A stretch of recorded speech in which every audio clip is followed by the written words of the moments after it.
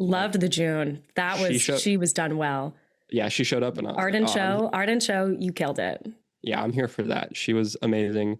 I also think one of the coolest additions was the 41st Division for Zuko, like those being a platoon or battalion that he had like saved essentially, and them not knowing that, I thought was really, really smart and added a lot to the dynamic between Zuko and them throughout the season, because it was really cool seeing, as you were kind of mentioning earlier, like, oh, it's got to suck to get orders from a 16-year-old who's just being rude and bossing you around. And you're like, what does this kid even know about anything?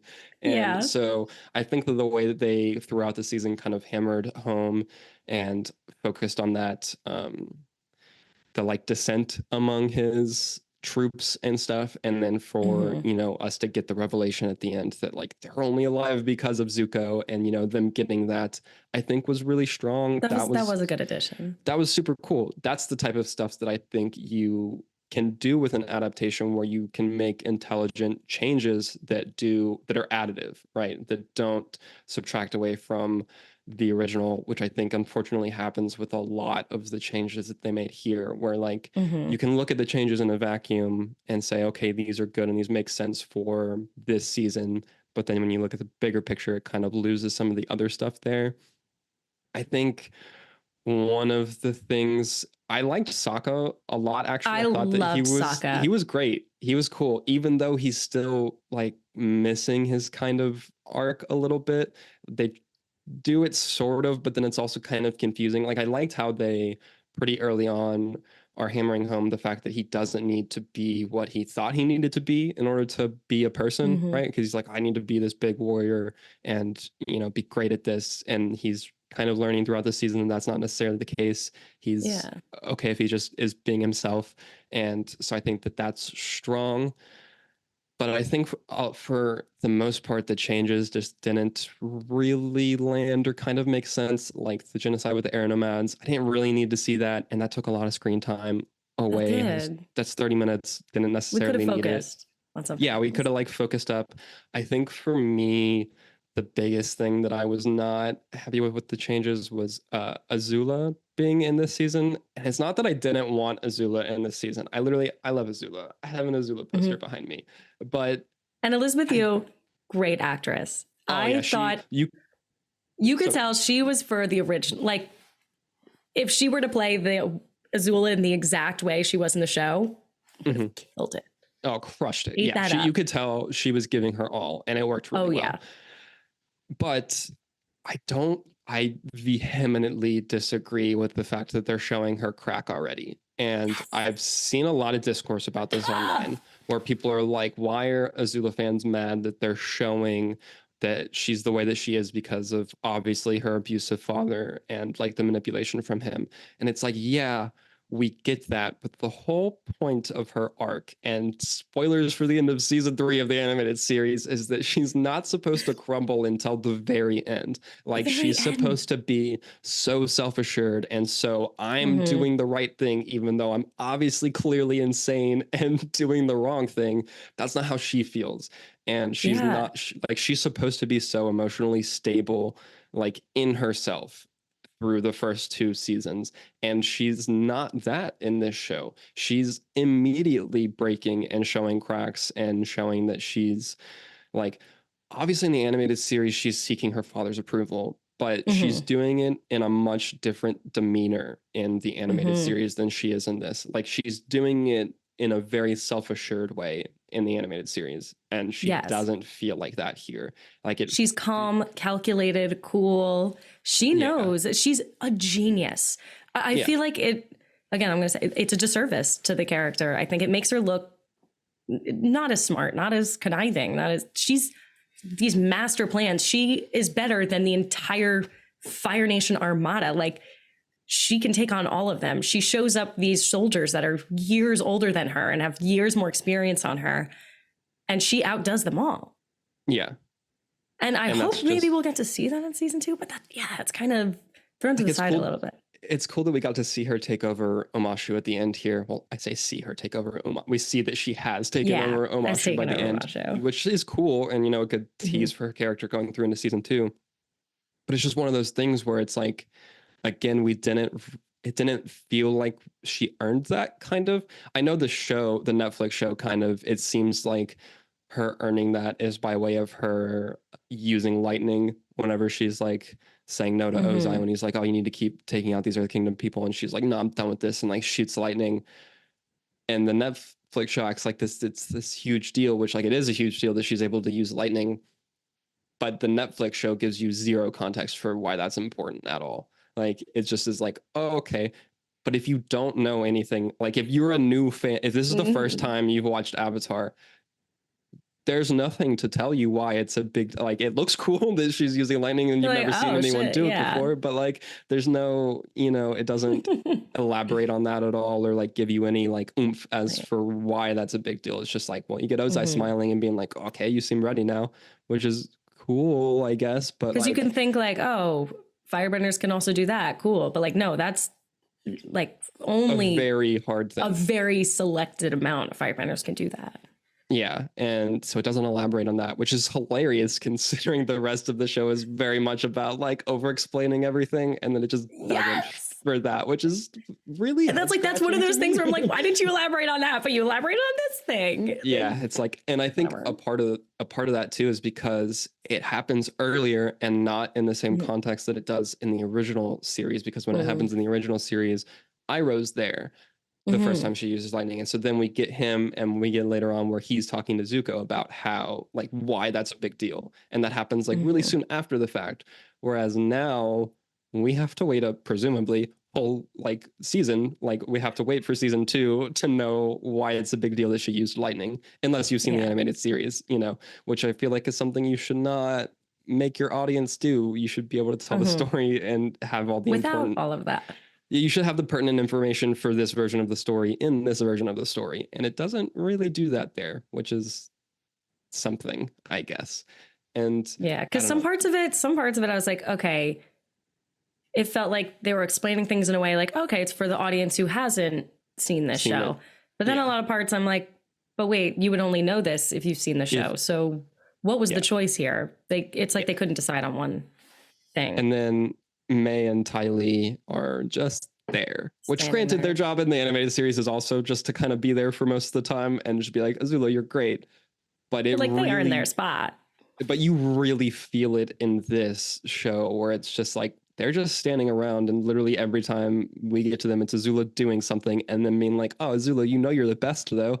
And that is literally it. That is those are their lines in this show, which feminism out the window, which it's like I don't even want to know how much runtime actually is Azula, May, and Ty Lee doing essentially nothing in this series. And it's like, we could have spent that with Aang and Katara and Sokka and like getting more development. Why are you forcing it into season 1?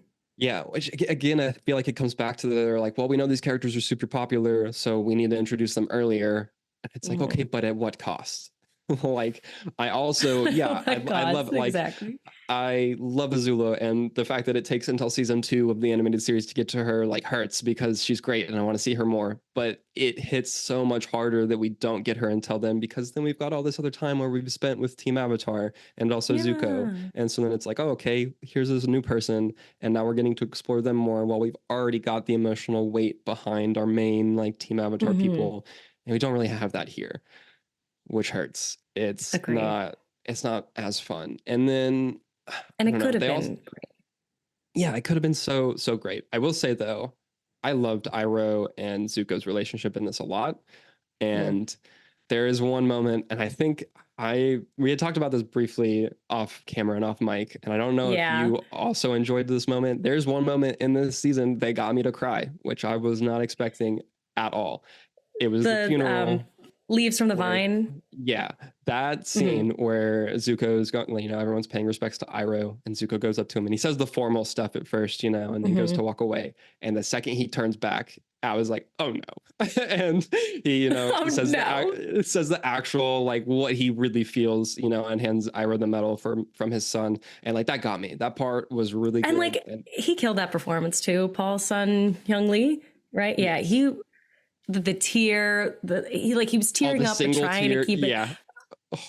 Perfect. And I was like, oh, I could tell he was in that moment Yeah. on set. He was killing that. Yeah, That was good, but I don't know if I liked the leaves. I loved the version of Leaves from the Vine, though. Music wise, I loved that version of it. I thought that was beautiful. But again, that's one of those things, we don't know the context of that if you haven't seen the animation. In this version, why is that important? Like, we don't know why the song hits. Yeah, and it's another why thing the song hits if you watched the original, but that didn't make too, sense to me. we're probably gonna not get that in season 2. Ever. Because like you were probably not going to get Tales from Ba Sing Se, right? I Yeah. can't imagine there like that's got like when we think about all the episodes that they cut for season 1 because they were side quest type so like, stuff. There's let's talk no about way that we're too. The getting- episodes that were cut Yeah, and what we wish. there's a lot. There was a lot that was cut. Yeah, We talked about the deserter being cut, which is very important. The Great Divide. yes, But the fortune teller episode, this goes on a lot about Aang and Katara's relationship and building that up. we should talk about that because it's not there. It's not It's there. not there at all, which is wild because What they end up happens in married the with plot kids. of the movie? Like they are supposed to end up together, and there is zero hints that either of them feel anything towards each other besides like buddy companions. Did you see somebody say this is literally the Ember Island players? Because at the end she's like, I would never want to be friends with anybody else, and she's like, yeah, best buds. And Yeah. it hammers that home, and I was like, oh, this is Ember Island players.